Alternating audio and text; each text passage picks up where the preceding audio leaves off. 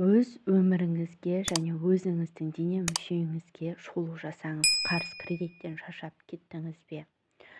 Сізді басты мәселе бүгін не мазалап тұр? Қандай мәселелер сіздің бойыңызды қинап тұр? Және де сіз немен айналыссаңыз, ол мәселе жүрмей жатыр. Осылардың барлық шешімдерінің барлығы кімде екенін білесің бе? Осылардың барлық шешімдерінің барлығы тек өзіңде. Мида, санада, түп санада. Енді осыларды қалайша біз өзгертеміз? Өзгерту жолын бастайық. Дәл қазір, дәл бүгіннен бастап кетеміз. Ертең жасайыншы, арғы күні жасайыншы. Мен қазір жасай алғым келмейді, өйткені менің дәл осы состоянием ондай жасауға дайын емес деп айтып жатады қазір көбісі. Жоқ, олай емес. Аллах тағала әрбір сәттен, әрбір күнің, минут, секундында дұға тілесең, дұғаңа қабыл етуге дайын ғой. Сол себептен де дәл қазірден бастап өзіңнің неге ашуланғаныңды, және де қазіргі уақытта сенде қандай да бір іс жасасаң да өнбей жатыр ма? Кредиттен кредитке кіріп, квартирада жүрсің ба? Әлде сен машина алдың, машинаң жүрмей жатыр ма?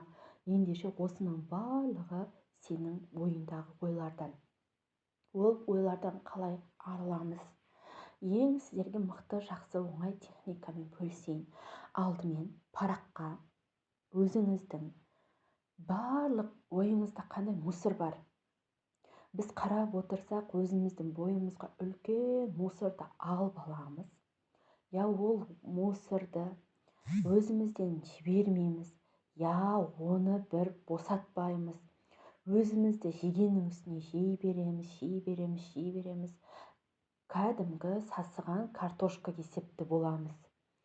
Сасыған картошка иістенеді, бүкіл әлемнің иісі болады, бүкіл әлемге шығады. Өте қатты ғой, иә? Сондай сияқты бойымызға реніштің бәрін жинап ала береміз. Одан қарызға кіреміз.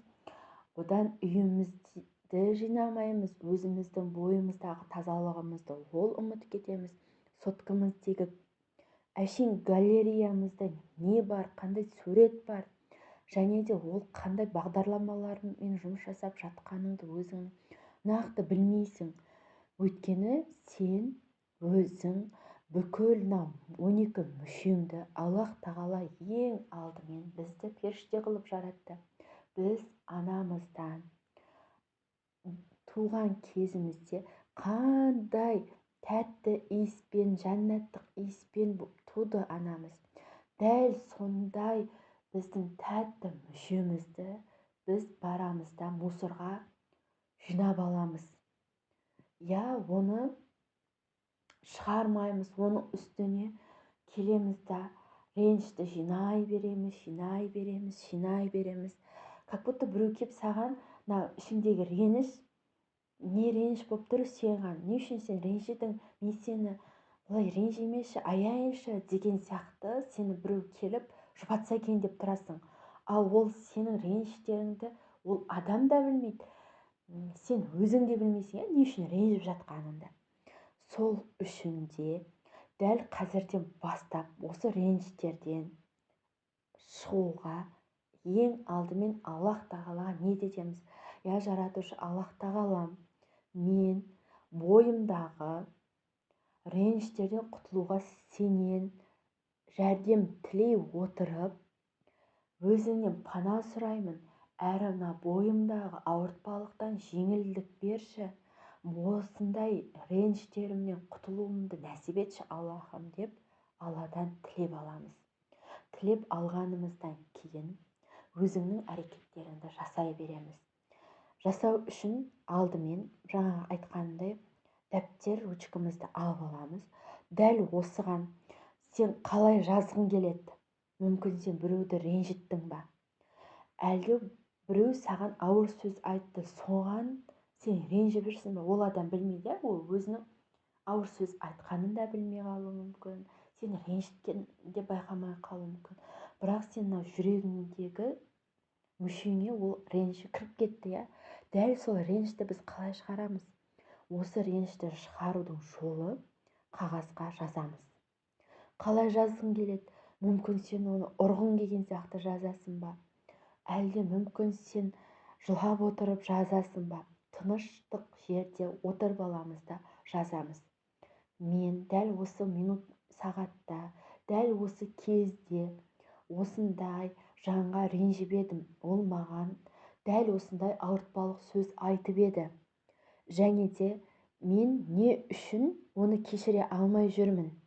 Мен оған неге ренжідім? Дәл осыны бәрі болғанымыздан кейін соңынан жазамыз. Жазып болғанымыздан кейін мен сені де кешірдім және өзімді кешірдім. Мен өзімді кешірдім және сені де кешірдім. Сен де пендесің, мен де пендемін. Аллах тағала жаратқан пендесің сен де. Мен де Аллах тағала жаратқан пендемін. Олай болса, мен өзімнен босатамын, бойымнан босатамын. Мен өзімнің бойымнан сені босаттым. Саған да Алланың нұры жаусын, маған да Алланың нұры жаусын. Мұсылман баласы бір мұсылманға өзінің қалағанындай дұға жасамайынша, ол Аллах тағаланың